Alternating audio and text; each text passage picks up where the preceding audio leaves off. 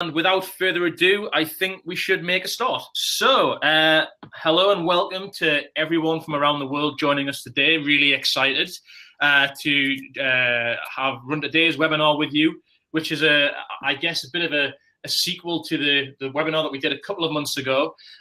This one was a bit more focused. Today, we're going to be looking at how to have more effective discovery conversations that lead to winning sales demos. I'm joined by Peter Cohan, Brian Geery, and Warren Gouws. Yeah, let's get started then. So discovery, really interesting. It was a point that we talked about on the last webinar. And it was a very shared consensus that as far as the sales process and as far as software sales demos are concerned, discovery is identified as arguably the most crucial stage of that process. So let's start with the basics. How would you define discovery? Peter, do you want to take this one as a start? Sure. So a simple way of defining this is the process of collecting information to enable a precise proposal of a solution to a customer problem. That could be one simple way of defining discovery. Okay. Anyone else? Brian, do you want to jump in? Yeah, well, I wrote it down too. It's funny. Pretty identical. A process of learning what you need to know in order to deliver a winning demonstration. Okay.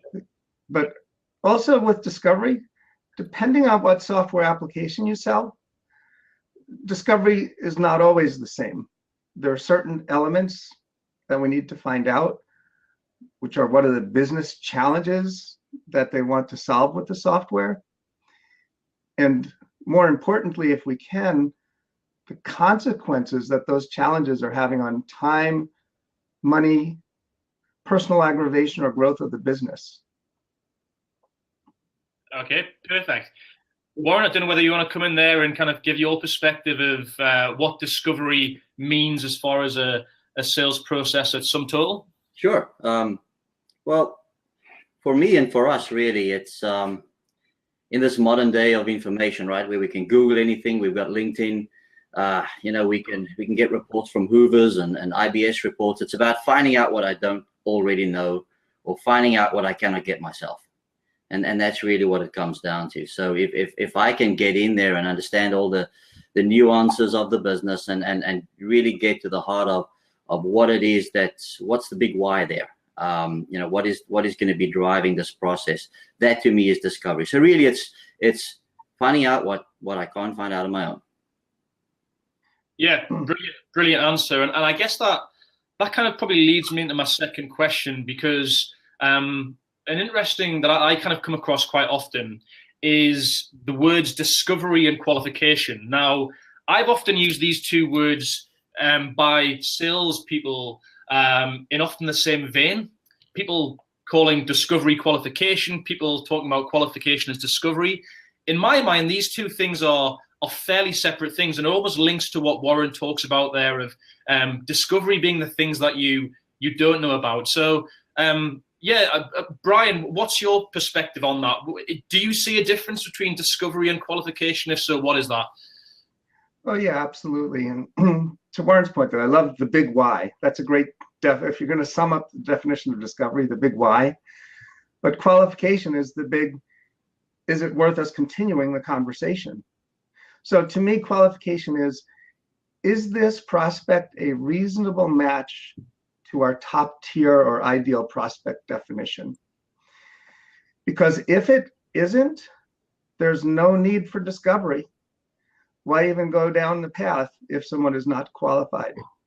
And I use the term reasonable match to top tier definition because as a sales professional, you know what your ideal or top tier prospect is. And you're assessing every new prospect against your pipeline of existing prospects. So depending on the month of the quarter, reasonable match is actually a fluid definition. If you're already working with a whole bunch of super qualified prospects, many in the middle of the funnel, many at the bottom of the funnel, then you're going to be much more discriminatory about who you'll spend your sales minutes going forward with. And you'll disqualify certain prospects. So Brian, of course, what you're also saying tacitly is you reaching the end of the quarter and you have not yet made your numbers. Anybody with a detectable heartbeat then falls into the flow. Unfortunately, that happened.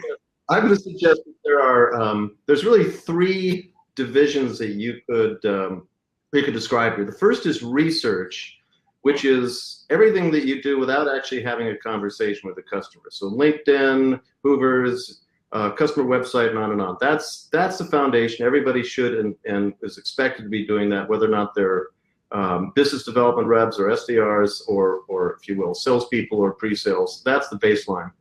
Qualification, I would suggest, is all about putting boundaries around something. You're trying to determine, as Brian said, is this a worthwhile project to follow? For those of you familiar with the acronym BANT, that's a great example. BANT is budget, authority, needs, and timeline. And that's a good rubric to use when you're trying to qualify. Discovery is going way beyond that. Discovery is done to understand sufficiently the customer situation. So as I said, you can actually propose a solution with the knowledge that it's going to fit. Discovery, and this is maybe leading to another topic here, but discovery is also done to enable the customer to feel comfortable that you as a vendor have understood sufficiently the customer situation so that you can deliver an accurate proposal of a solution. So that's I would say the three tranches. Research, it's a baseline. Qualification is this a reasonable deal to pursue? Discovery is now, let's dive in and really understand in depth what the customer's situation is. Yeah, that's really interesting, and I think provides some really good clarity between the two things. And as I say, I think often the two do get almost confused.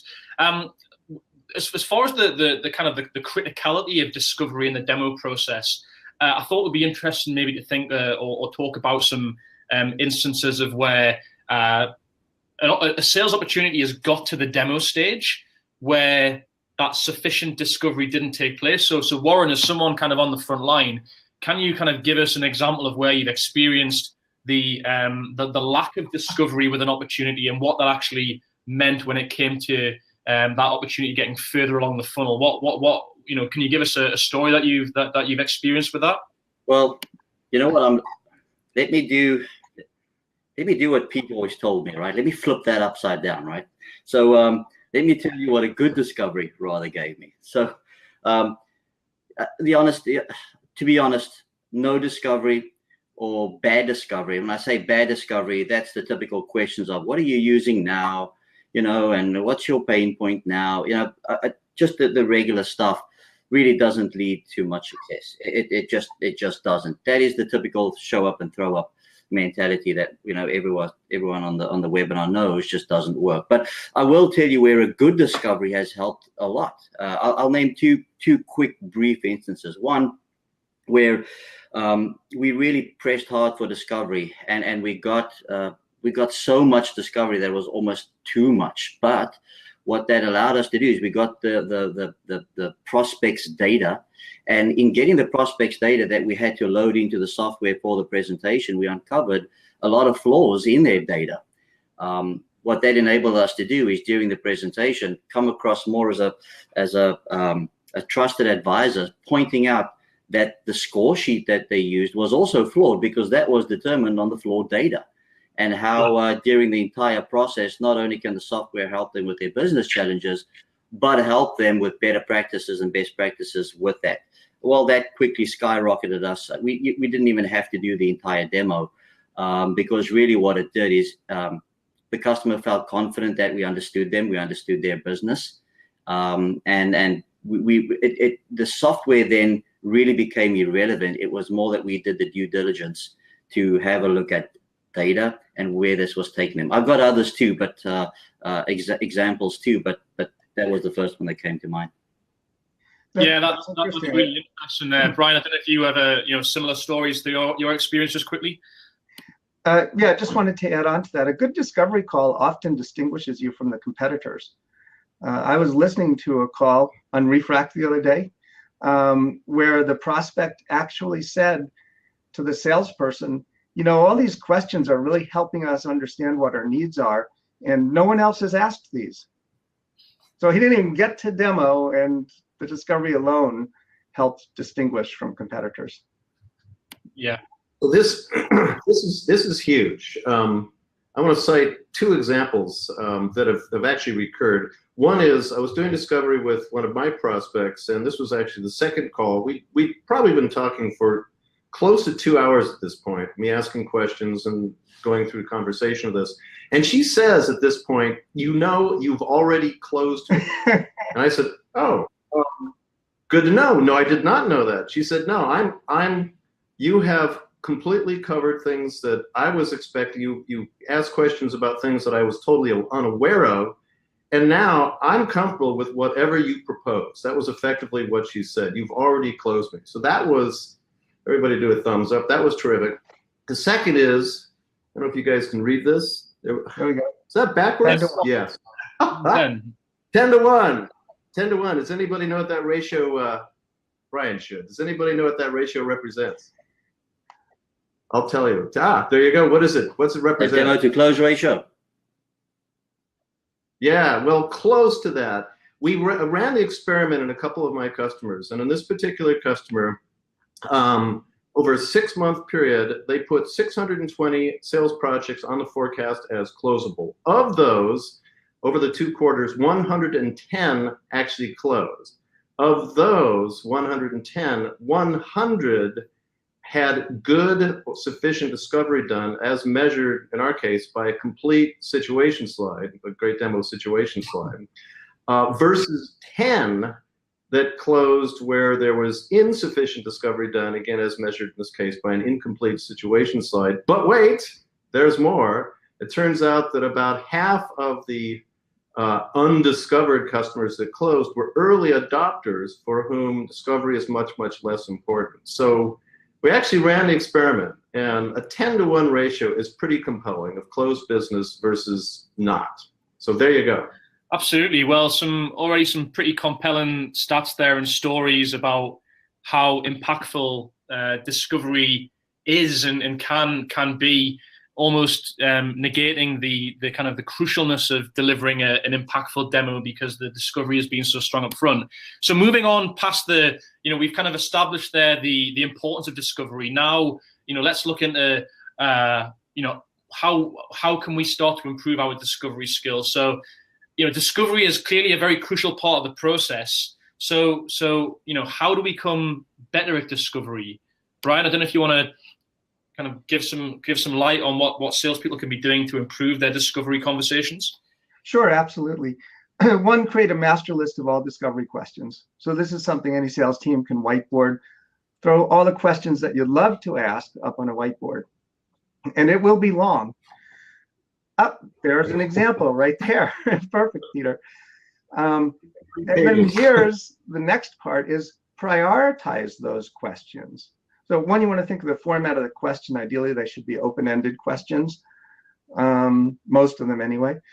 And then prioritize, because generally speaking, there is always less time to perform a discovery conversation than there is prospect availability for that time. And in other words,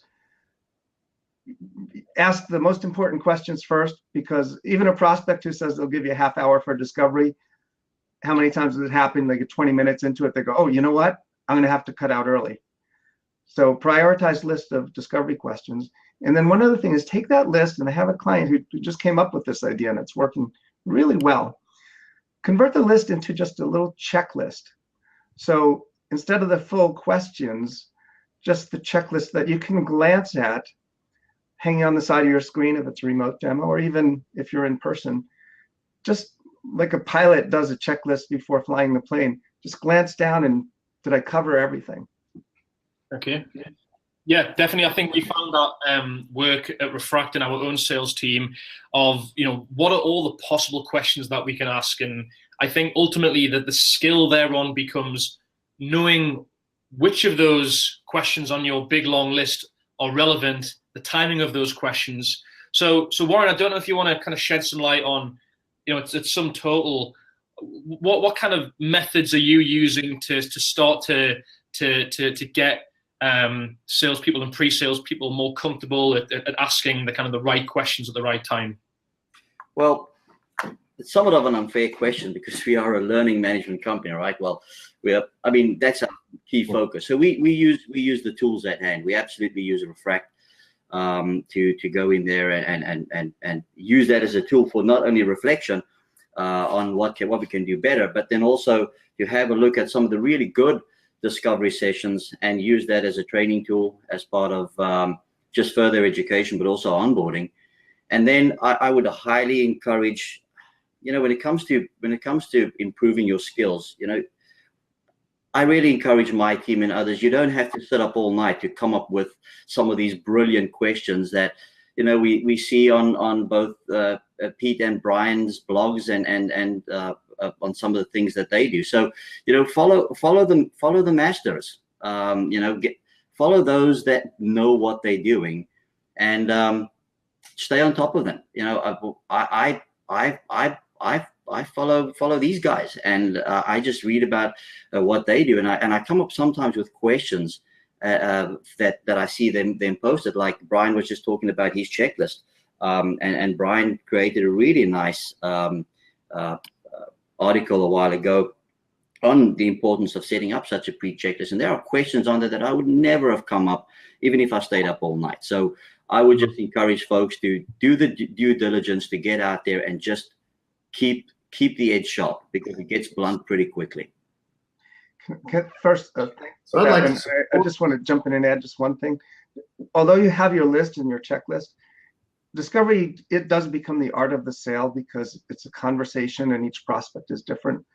So sales professionals have to become intimately familiar with their discovery questions, because you'll weave and you'll zig and zag, and what you may ask first on one call may not be as important on the next call. Peter? So I was going to offer both some support and a counterpoint. The support portion is, and it was holding this thing up, so this is exactly what Brian was talking about. This is reversed again. Anyway, this is a brief list of about 2 2/3 pages of prompters, not full questions. These are just 1, 2, 3 word prompters to remind me to ask the appropriate questions and topics. This is a living document. I continually find a new question I want to add to it. Other things get refined. And interestingly, it's probably because I'm just stupid, I actually copy that document, paste it into the record for the person I'm talking with, and I make notes as I'm having a conversation over the phone. So that's the support side. The counterpoint is, and we're talking not about transactional deals here, but larger complex sales. My experience is that I'll schedule an initial discovery call that might run for 30 minutes. And around the 25-minute mark, I'll say something like, I've got a pile more questions I really need and would like to ask. Are you willing to set up a second call? And this is actually a point of qualification, because the customer says, yes, absolutely. Then this is a high probability prospect. I'm doing a good job in that he's engaged or she's engaged. They're giving answers to questions. In many cases, they're actually learning things on their own or realizing there's gaps in their understanding, as Brian pointed out. If they say no, no, I think you have enough, then I put them on my nurture marketing list, because they're undiscovered. The amount of information I've gained at that point is insufficient.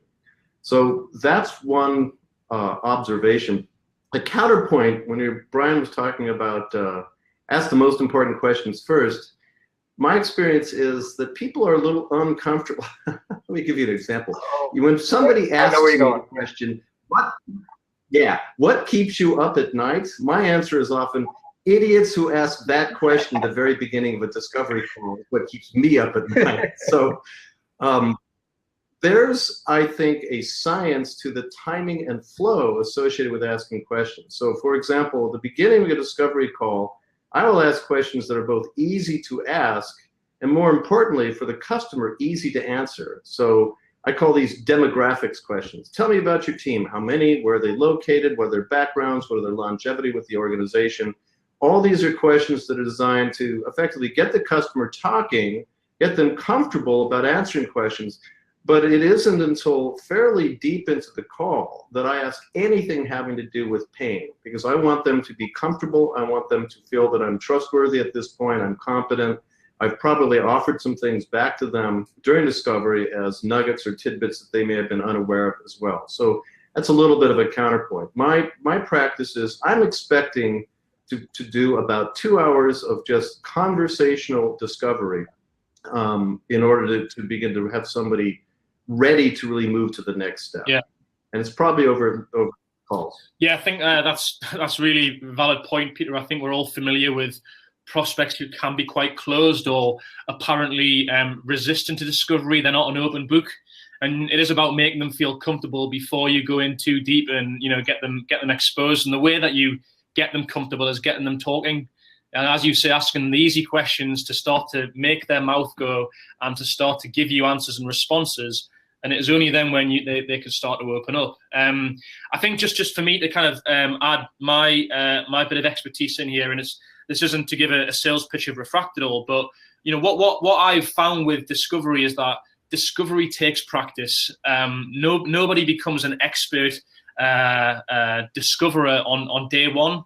It takes confidence to ask the tough questions, and sometimes it's those tough questions that can really be the difference between that opportunity being a short sales cycle and a long never-ending sales cycle, and it takes, as I said, understanding what question to ask at the right time, and that typically only comes with practice, role play, rehearsal, self-reflection, coaching. So yeah, just to kind of throw that in there, is the experience that I've had with my own team is that people's discovery skills get better the more they practice and the more that you coach them. Moving just on from that point. So and kind of, I guess, on the piggybacking onto that, we're all on this demo here very we're all very expert at giving demos. That's part of what we do.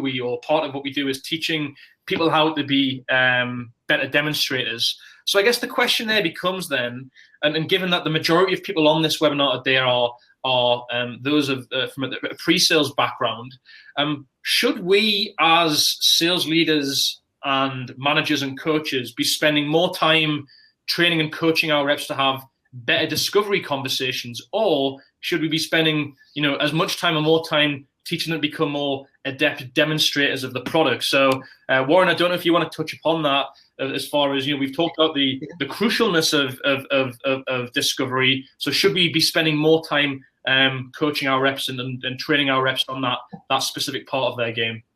That's a great question, a very interesting question that we delved into about 2 years ago. And what we did is we looked at the statistics. We looked at all of our deals, and we looked at why our win rate and our lose rate. And we had a look at why we lost and why we won. And there are always various reasons for why you lose. And it's always, I see it as maybe fluff or noise, right? The real tidbit is, why did we win? And it's always resounding from the customer that it's something like, you understood us. We felt you got our business. You got me. It is always around there. And that starts absolutely with discovery. Because again, I don't know where I heard this, but a best demo is no demo, right? So if I have $1 to spend on training, I would spend that $1 on doing the right discovery, because it's there where I think the nuggets lie. If I can understand those nuances of that business, that's going to get me eventually to, you got me, you understood me better. And I do that as a platform of discovery. And from there, that is where I'm going to focus my illustration. It's all about that initial setup, right? It's all about that initial illustration right up front. These are your key top 3 business objectives. This is how we solve them. Do you need me to show you more? Yeah. And if I can just nail that, that is where I'll spend my one training dollar. Very, very, very interesting, and a very, very compelling response there. I do want to kind of move on because I'm mindful of time. Looking at more around the. Actually, before we go on, I'm going to jump in here. I'm going to answer the question that you asked by saying the answer is actually yes. Both of these things are frankly equally important. The alternative would be like teaching somebody to drive a car, and they get really, really good at driving the car, but you neglect to teach them about the rules of the road and what signs mean and which side of the road to drive on and things like that. So now you've got a highly competent driver who's smashing into everything and everybody because they don't understand the other side of that.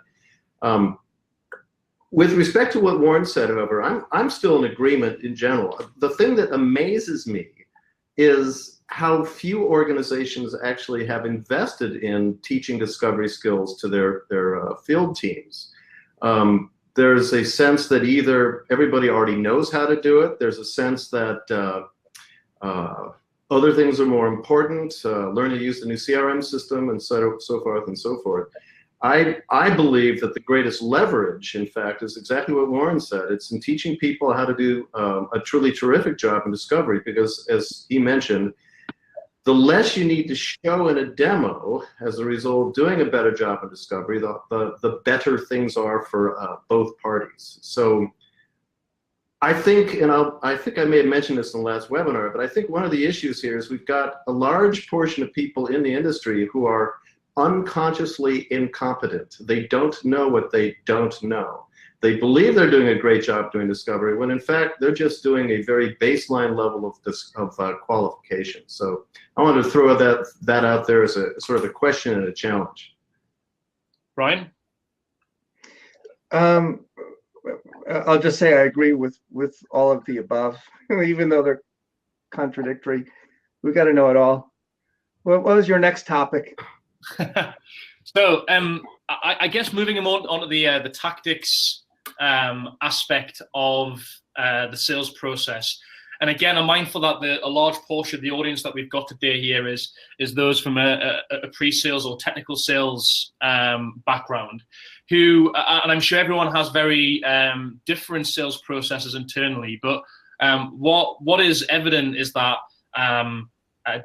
where in particularly larger organizations, it's often the case that pre-sales and sales will come together to do discovery, which I appreciate, not necessarily being exposed to that myself, but can probably throw up some challenges in itself. So I guess I'm just wondering, should discovery always be done in conjunction with the sales rep whose initial opportunity is it? Or is there a case in point that says the pre-sales engineer should be doing their own separate discovery conversation, completely separate to the one that's already taken place? What's the panel's thoughts and experiences on this? Warren, I don't know if you can see you smiling there. I don't know if you've got some experiences of this and some thoughts on this topic. No, I was smiling because I knew you were going to ask me first. You know, it comes down to one of the first questions you asked, and what's the difference between discovery and qualification? I think that, and let's go back to that. I think the best way to do discovery / qualification, the best way that I've seen is that we're always looking for the no. We always lead with a disqualifying mindset. We're always trying to disqualify. And we do that most effectively when we have both the rep and the pre-sales consultant on the call together, so they can both hear the same thing. So that's really the thought there. But also that, you know, we've both got real different agendas of what we need to get out of the discovery. And then the very next step is we're gonna start doing a lot of wargaming and dry runs and as Brian calls them, dress rehearsals. We're gonna do a lot of those leading up, and we have to understand who's going to play what role and who's going to lead with what messaging specific to what we've learned from the discovery. So I think it's important for both to be in there, but both need to understand what the roles of engagement and what the end game of the questioning is going to be all about. Oh, and one more thing. I think it's important to have two people, because you have to have a listener. So many times we've got these set of questions and we just want to go down the questions and write down the answers. But do we really listen to what the customer gets? Remember, you win when the customer says, you got me, you understand my business. So those are my final points on that. So adding to that, I worked with a client recently, and we did software demo reviews. So using Refract, we uploaded the demos, and at Sales Envy, we're a demo coach. And in short order, we realized we need to hear the discovery calls, because we just had to. So then the client started recording the discovery calls. So with limited resources, because putting 2 highly paid sales professionals on a discovery call can be challenging. Either you just don't have the employees or the money to hire them. Using a tool like Refract is fantastic for that. The other thing, to me, it just depends so much on the application that you're selling itself, the complexity, the cost, the buy cycle, the number of purchasers. So every situation is a little different. But what is most important for all sales organizations is the pre-sales engineer and the sales professional are totally in sync in understanding what they're doing. They know what's important in the qualification, or I should say discovery call, for each other. And they just practice, drill, and rehearse, and truly function as a 1 + 1 = 3 type of team.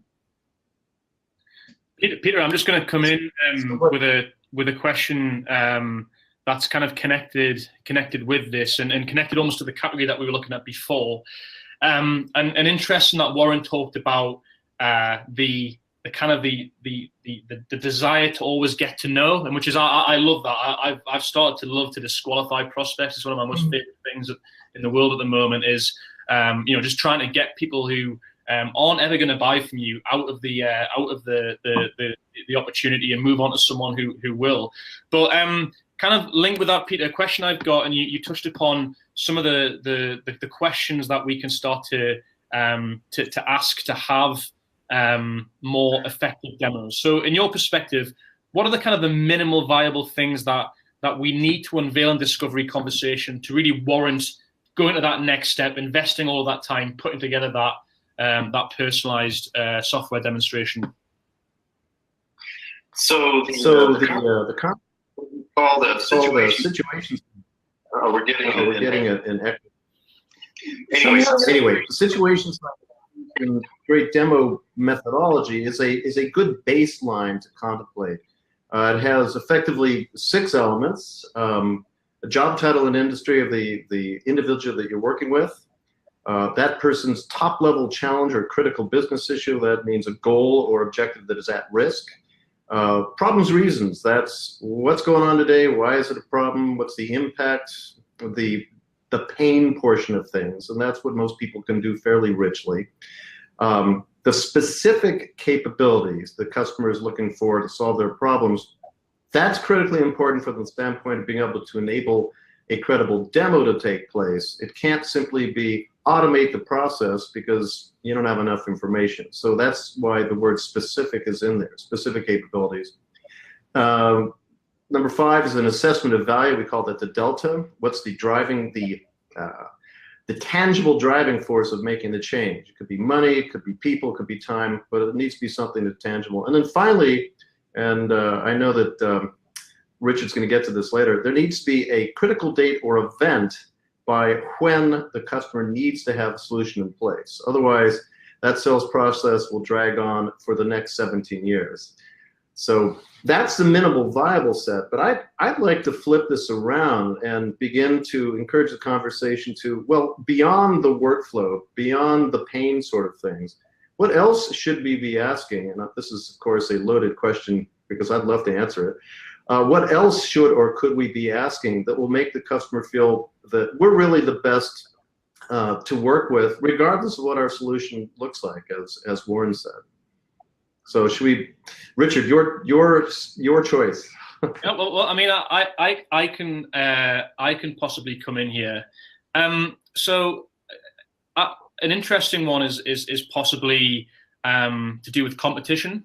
So often when we're speaking with a prospect who's highly engaged and is maybe asking us a lot of questions, it often suggests that that they are evaluating your solution against others, and so possibly from my perspective, having an understanding of at that discovery stage, are we just one provider that they're looking at, or are we one of many? And if so, how can we start to understand that so that we can be prepared to differentiate when it comes to the demo? Because if we've done our homework, we know who we're up against, we know what our USPs are, importantly, how those USPs will value the customer. Then for me, having that insight about competition, how do we compare, and how can I position that very forthrightly when it gets to the stage of the demo. Brian, I'm not sure if you've got anything to add to that. Go ahead. The competition question. I hesitate on that sometimes. I like to, my personal quote, art of the sale would just be to say, what options are you considering to solve these challenges? Now, in my mind, I know that they can either do nothing, develop in-house, buy from a competitor, or buy from me. If it is a situation where I truly know the competitors, and there's certain competitors that I am extremely aware of our unique, compelling value proposition and competitive advantages, yeah, then I'd look to see if I can find the name of who they're looking at. But I don't know, the minute they start talking about competitors, I feel like we're talking about something that I don't want to talk about. Peter, you're dying to answer the question, though. So I always assume and teach my customers, assume that you are in competition. And as Brian said, if nobody else, it's no decision. The do nothing option is always on the table for a customer. So there's always competitors. I'm going to flip this around a little bit. A lot of sales methodologies and organizations focus on handling objections, which means in my mind that you've really failed somewhere along the discovery process. So with that in mind, a couple of suggestions. Number one, assume that you're battling your typical competitors, that they're already having a conversation with those customers, and have discovery questions or statements prepared that will enable you to outflank that competition. So, for example, there's something that I knew one of my competitors was not doing during their pre-sale processes, if you will. And I said something to the effect of course, part of any excellent pre-sales process for a customer like you, dear customer, would be to blank, blank, blank. And then I offered sort of, in that way, we'll be able to blank, blank, blank. And the customer says, oh, okay, that makes perfect sense. So I'm knowing full well that the competitor in this case never does this. They never did this. So it's effectively outflanking them right from the beginning. The second idea, when you go through your list of capabilities in your software, for example, and you have anything that you believe is competitively advantageous, you should have one or more example questions on your discovery document that is specifically designed to either rule in or alternatively rule out that capability, so that once again you're setting the stage where your solution is the one is preferential because you've asked those questions. So, dear Mr. Customer, how often do you have situations where you blank? If the customer says, oh, gee, I'd never thought about that. Yeah, that's really important. You talk about it a little bit. You say, well, we have that capability. We'd be delighted to show you that in the demonstration. Well, ding, you've now put a check mark or a tick mark in the box for that capability in discovery, so that now in the demo it becomes a required point of proof. And if your competition can't offer that same capability, You've won. You're competitively in advance. I think we had just identified the topic of our next webinar: competitive positioning in the demonstration. I mean, this is a. There you go. We could go on this topic for sure. Yeah. There's a lot to it. Well, we'll Warren, anything? save that. Warren, I don't know if you have anything to add to that, Jon? Well, no, I think, Pete just strengthened my point earlier. Like, if I had $1 to spend, where would I spend it, right? I would spend it on that first contact, because I'm planting seeds, and I'm going to be very skillful to water and nurture and shed the right amount of light on those seeds, that during the sales process they will germinate in my favor. So I think that is extremely, that's one of the skills that we'd want to train, is how can we, while we're trying to get information, skillfully impart information in a way that will outflank our competition and put us just in a much better position later on. I mean, I think that's key. That's why discovery is just so important. Yeah, one thing for us all to remember, every prospect, whether they verbalize it or not, and a lot of them don't, they want to know, why should I buy from you? I mean, they really do. Please tell me why you're the best for my situation. That's why they're at the demos. So it's our professional obligation to let them know, hey, this is why we are the solution for you, and we are better than any other options that you're considering. Absolutely. Failed. Yeah. So we're obviously kind of running slightly short on time now. So I'm just going to go on to a couple of kind of real life challenges that I kind of assume typically happen with discovery. And probably the first part here, the two challenges that I'm going to look at today is in relation to whether discovery should be conducted as a completely separate activity to the demo, or whether there can be situations where you can front load your demo, for example, with that discovery conversation. Peter, what's your kind of thoughts around that? Is there a place for discovery to happen, momentarily before the demonstration, or is that just madness? So yes and no. Best case, discovery is done separately. If a customer is willing and engaged, that's just a terrific sign. I mean, that means that the sales process is going very well, and the buying process is going very well from the customer standpoint. They want to be diagnosed. They want to have that conversation when they really want to solve their problem. And that's like when somebody goes to the hospital, they're not just going to find out, hey, is there anything going on with me that I should know about? No, people go to the hospital because they've got a pain, they've got a problem, and they want to be diagnosed.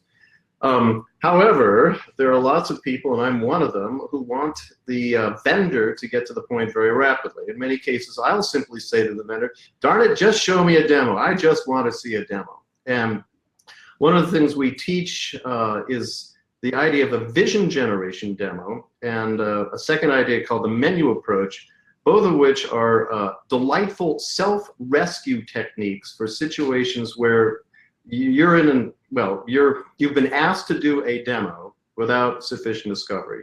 Vision generation is all about having enough informal success stories about how you've helped other customers solve their problems, so you can use one or two of those, show an example of a key screen or two to give the customer a vision of what's possible, the art of the possible, and then the conversation can actually turn very naturally into a discovery session. There's an article on my website, strangely enough, called Vision Generation Demos, the crisp cure for stunningly awful harbor tours. So you guys are all welcome to download that. A second option, particularly for organizations where they've got a broad range of solutions that can be offered, is to use the menu approach, which I think we also talked about before, which operates exactly in the same way that a menu does in a nice restaurant, enables the customer topically to see what's possible and to choose what's most interesting to them. So, Richard, I'd say the answer is best case, discovery first, but you've got to be prepared to deal with these real life challenges. Brian, anything to add to that, or anything different? Just to add to it, I completely am on board with the vision generation demonstration concept. I think our job as sales professionals is to persuade prospects it's in their best position, in their best interest, to have a separate discovery conversation. And prospects will always come, hey, look, I just want to see the demo. I don't have time for that. Well, don't stop there. Explain to them what takes place on a discovery call, how long it takes, how you'll be efficient with their time, why it will make the demonstration more effective. Don't simply agree at the first, no, I don't want to have a discovery call. Try hard to persuade the prospect, hey, it's in your best interest. It's in both our best interests. Yeah. I'm watching the clock. By the way, you can begin a discovery call via email. In other words, you can begin the discovery call even before you've had a conversation. Yeah. One of the things that one can contemplate doing is sending a list of topics and asking the customer to either identify which of those topics might be most interesting to them, or even to rank prioritize them, or do a calling of high, medium, low.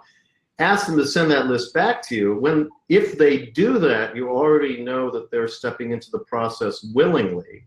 If they do it and they give you information that's where they've ranked these things, for example, you're just that much further along in the process, and it makes the discovery call that much more fruitful. So you can begin discovery even before you pick up the virtual telephone. It's a good idea. Yeah, absolutely love that.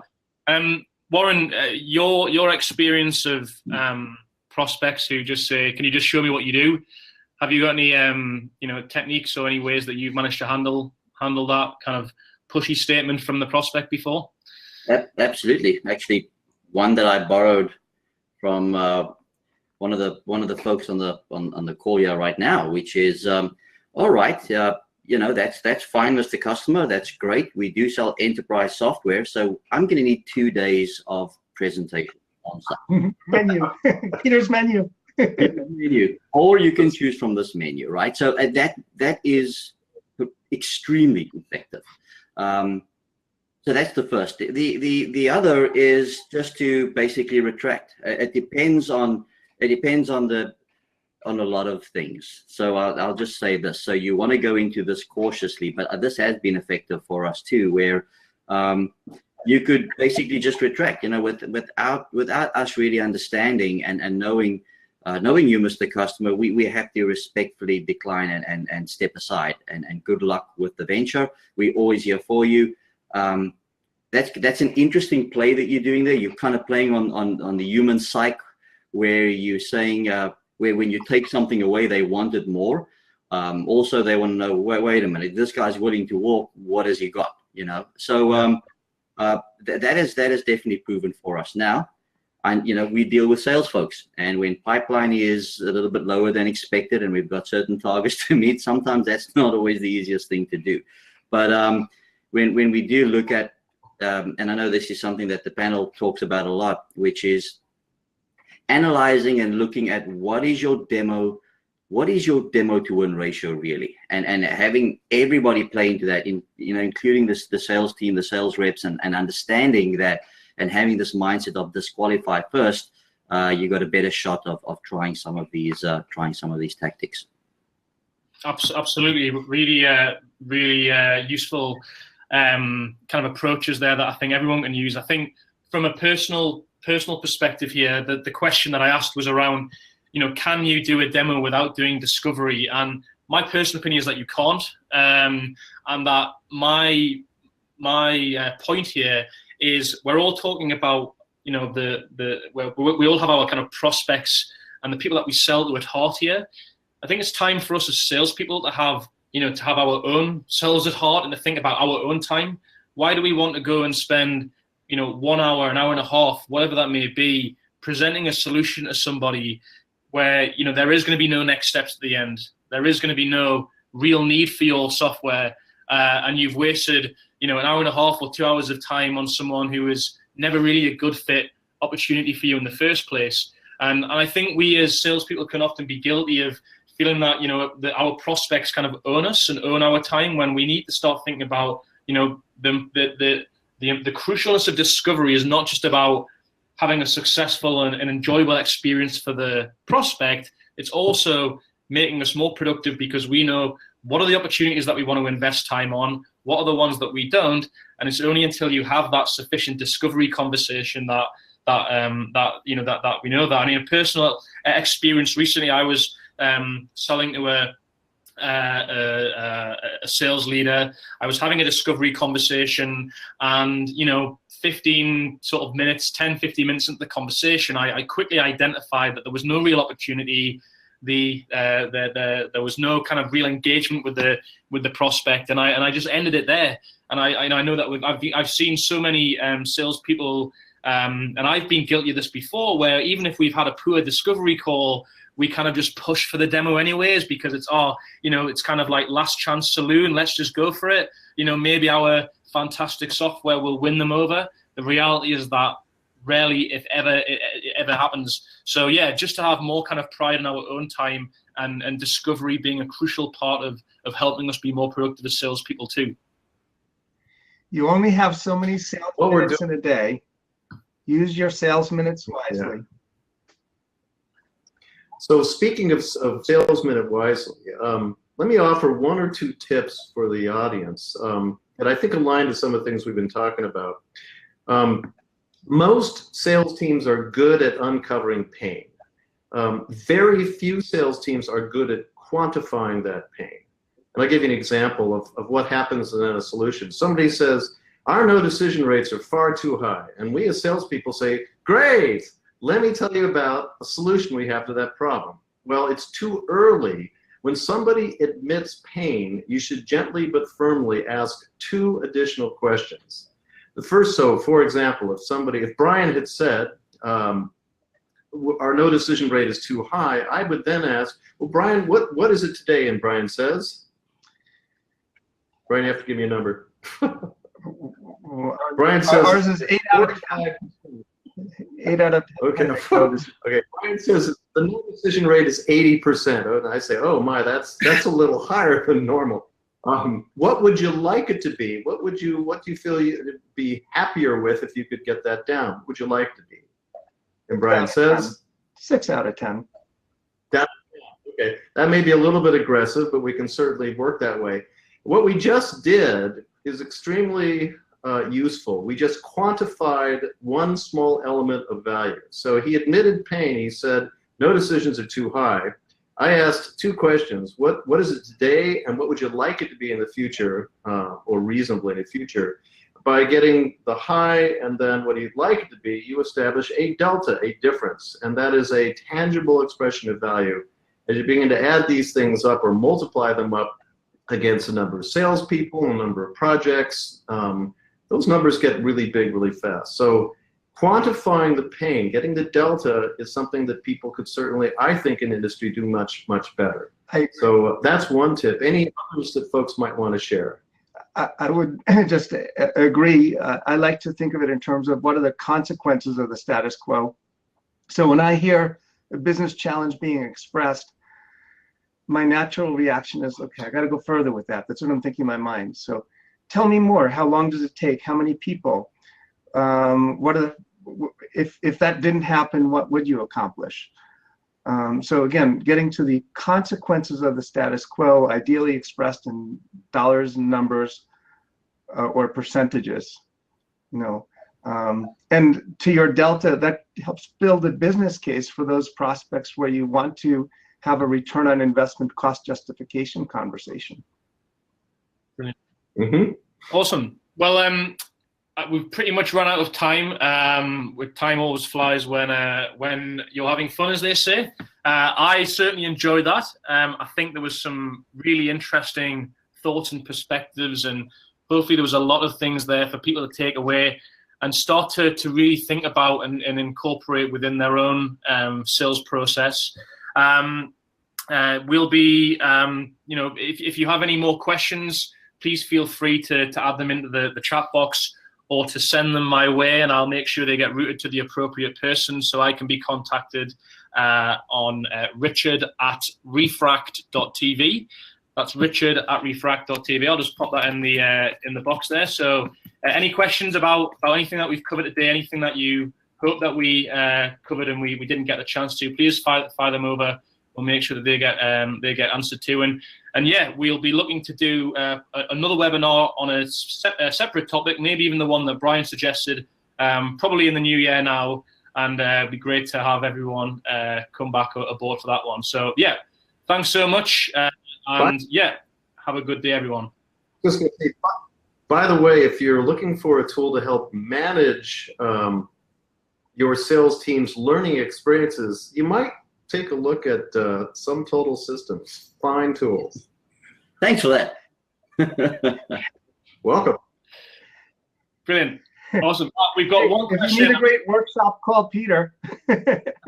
We've got one question. I'm just gonna we're gonna try and very, very quickly answer in 2 minutes from Susan, who asks, we've got a lot of groups that want to pile onto our pre-sales discovery, the value engineering, the implementation team.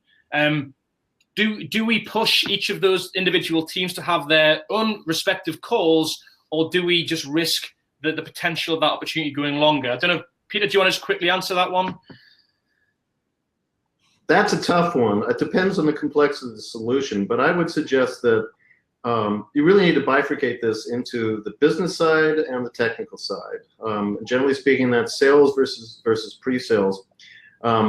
Both may have elements of some of those other topics. So value implementation. In fact, one of the things we teach in Great Demo Workshops is something called transition vision, which is the process of sketching out in the latter stages of discovery the key steps of moving from where the customer is currently through deployment all the way to the point in time where the customer can declare an internal victory. That has elements of the value equation and implementation embedded into it. My experiences are that the people that do that kind of process well typically are salespeople that have a strong understanding of, well, value aspects and the implementation process. They don't have to have it in detail, but they need to understand it sufficiently. We teach the same thing to pre-sales folks because, very frankly, often salespeople in organizations have less longevity and less skills developed than the pre-sales folks. And so it's often incumbent upon, and I'm sure Warren would agree with this, it's often incumbent upon pre-sales folks to really drive those full discovery conversations. To quote Susan, amen, in the chat box. Brilliant. All right. Well, Ladies thanks everyone. Feel free to chuck any more questions, and yeah, we'll see you all soon. Take care. Bye.